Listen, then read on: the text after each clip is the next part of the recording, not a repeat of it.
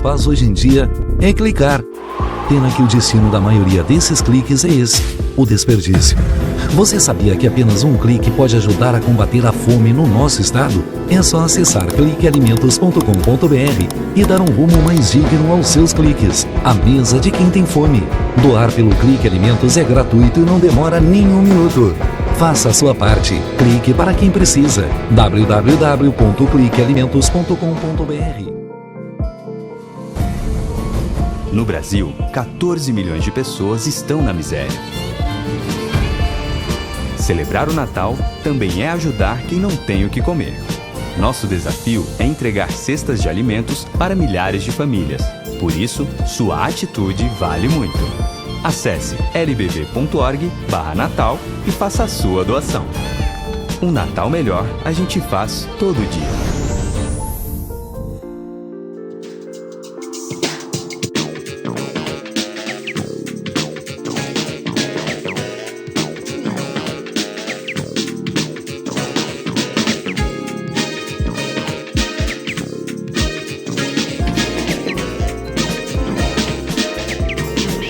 Estamos de volta no quadro Alô Doutor, hoje recebendo com grande satisfação a doutora Bianca Sperber, ela que já esteve conosco aqui, tratando de assuntos importantíssimos sobre a voz. Ela é fonoaudióloga, é claro, né? Trazendo aí informações importantes para o público que nos acompanha nesse instante. Inclusive, vamos começar a nossa conversa aqui, justamente trazendo aquelas informações básicas. O pessoal que se preocupa muito com um problema de essência, no caso, que é a gagueira. De que maneira trabalhar tudo isso? Tudo bom, Bianca? Tudo bem.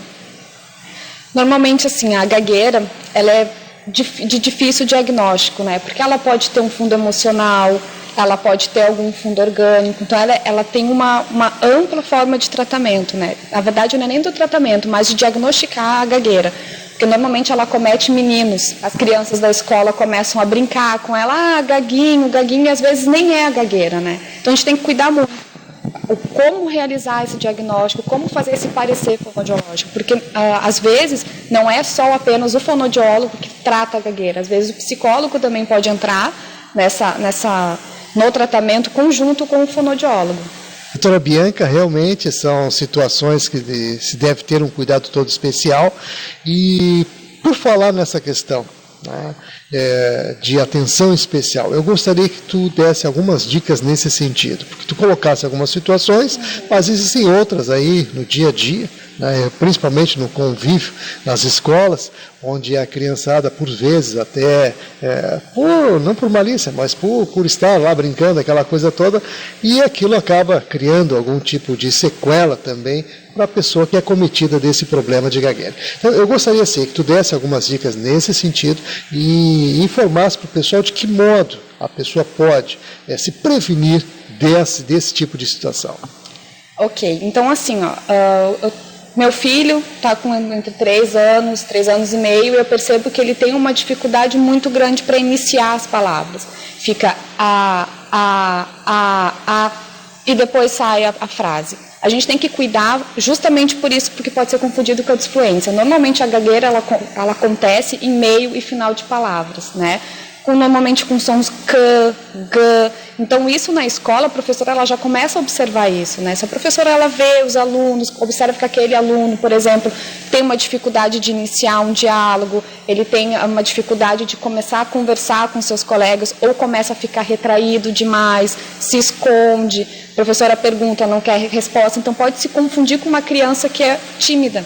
Então a gente tem que ter bastante cuidado com essa questão do professor prestar atenção no âmbito escolar, né? Porque normalmente quem convive com a criança no âmbito escolar é o professor. E melhor que o professor para olhar isso e observar, não existe, né? Que possa fazer um encaminhamento para fonoaudiólogo, para psicóloga.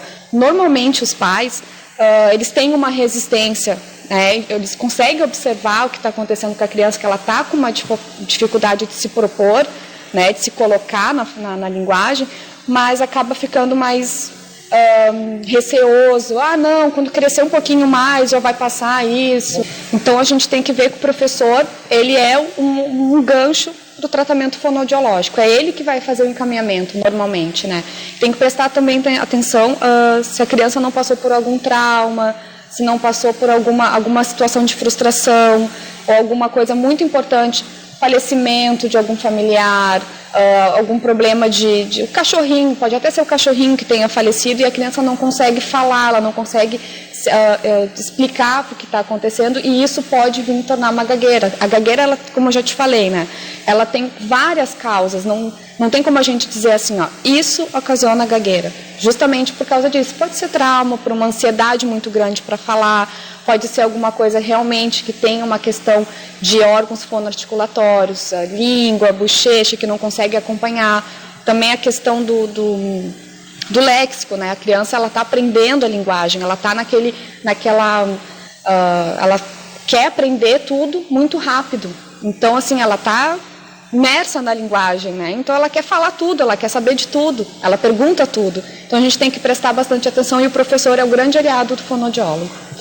Muito bem, então estamos aqui conversando com a doutora Bianca Sperbi, ela que é fonoaudióloga, participando hoje no quadro Alô Doutor.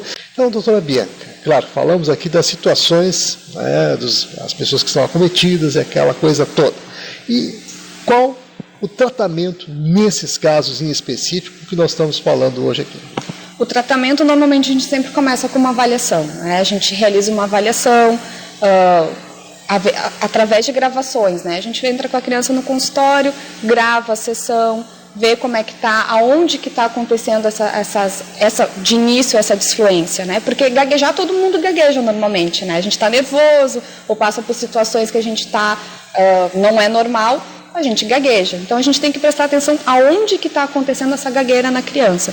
Através, claro que tem várias teorias que embasam o diagnóstico, o parecer fonoaudiológico. Normalmente o que eu utilizo como teoria, como concepção teórica, é da teoria da enunciação.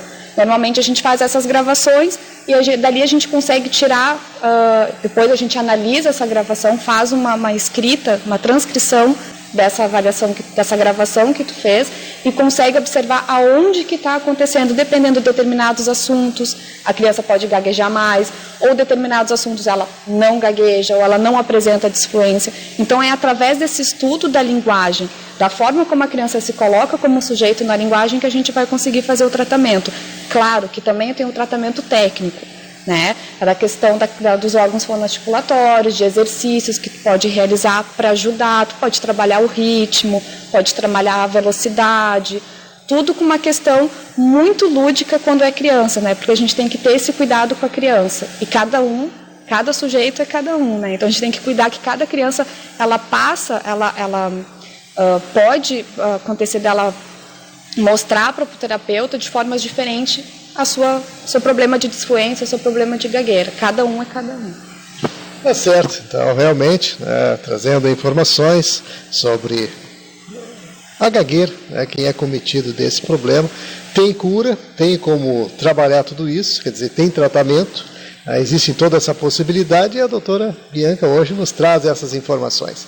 E agora vamos falar de uma outra coisa muito importante, que a fonoaudióloga realmente trabalha diuturnamente nesse sentido, que é o cuidado com a voz. Eu gostaria que desse algumas informações nesse aspecto, até para o pessoal que está ligado com a gente, profissionais da área, enfim, o uso em geral, como melhor utilizar a voz.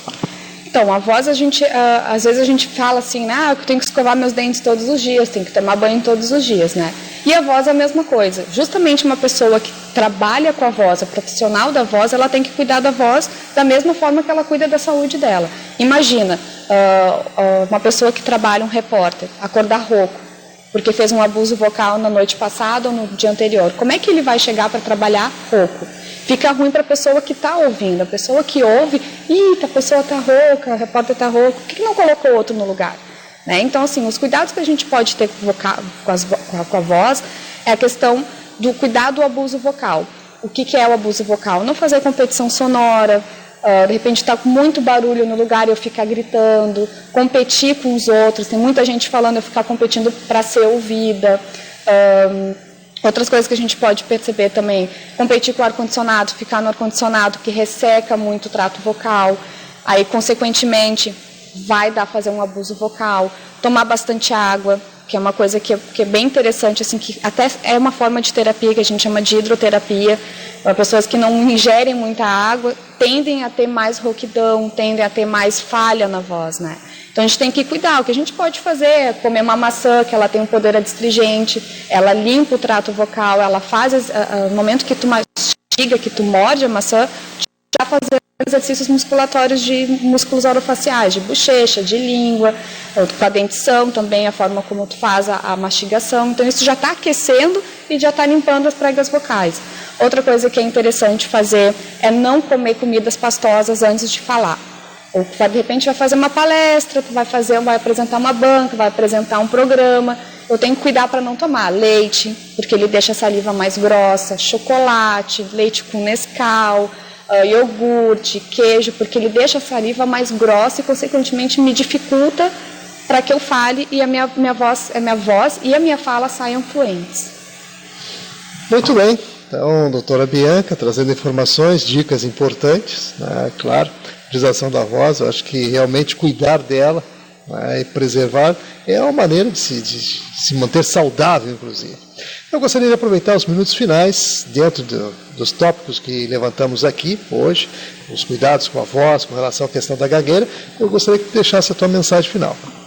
Então, assim, gostaria de falar assim, em relação à gagueira, que os professores prestassem bastante atenção nos seus alunos. Observar se algum problema de disfluência, problema de comunicação com os outros colegas, aquela criança tímida que se esconde ou que briga demais com os outros colegas. Além da gagueira, também observar trocas enquanto a criança fala, né? Depois que a gente fazer uma questão mais preventiva, porque o professor é o maior aliado do fonoaudiólogo. Né? O professor ele consegue ajudar, ele observa a dificuldade na criança e encaminha. Então, peço aos professores que se alinhem aos fonoaudiólogos, aos psicólogos, aos psicopedagogos, para que ajude a gente a tratar essas crianças que precisam da ajuda desses profissionais. Aí, dicas da doutora Bianca, a quem agradecemos muito pela participação.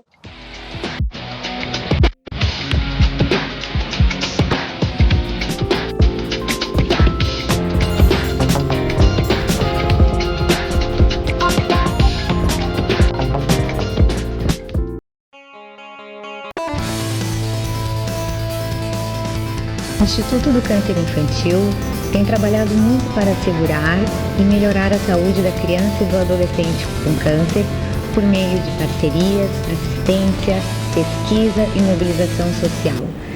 Uma realidade que tem a parceria do Hospital de Clínicas de Porto Alegre na conquista de maiores índices de cura. Muita gente já vestiu essa camiseta e corre pela vida.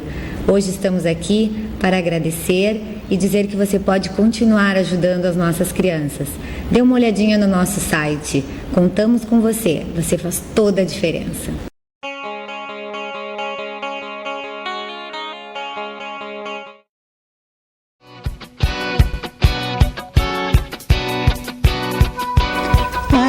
A Associação Rio-Grandense de Apoio ao Diabético tem como missão educar em diabetes, pois acreditamos que é preciso conhecer para controlar. Por isso, se o diabetes de alguma forma tocou você, venha nos procurar.